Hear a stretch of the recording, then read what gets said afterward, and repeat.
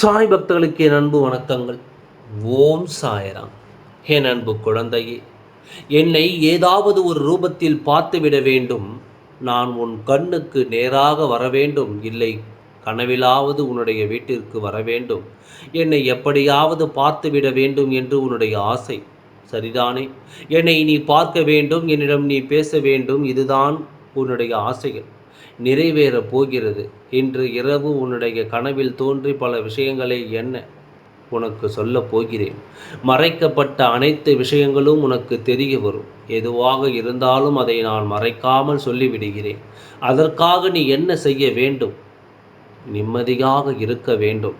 ஏதேதோ குடும்பத்திற்குள் போனால் அந்த குடும்பத்தில் இருந்து இருக்கும் கனவுகள் மட்டும்தான் உனக்கு வறுமை தவிர நான் அந்த இடத்தில் இருக்க மாட்டேன்.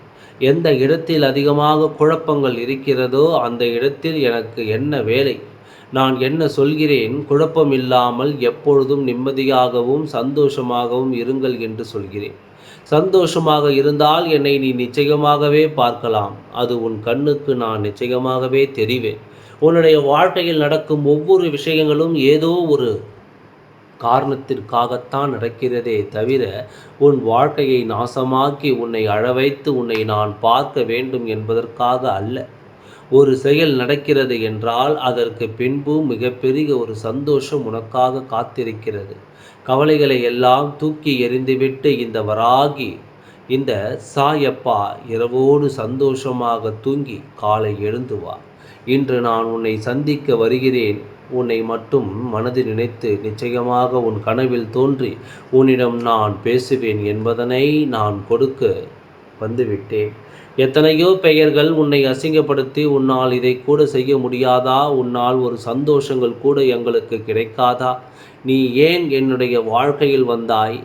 ஏன் இப்படியெல்லாம் என்னுடைய வாழ்க்கையை நாசமாக்கி விட்டாய் என்று உன்னை பலர் பலவிதமாக பேசி உன் மனதை காயப்படுத்தி விட்டார்கள்.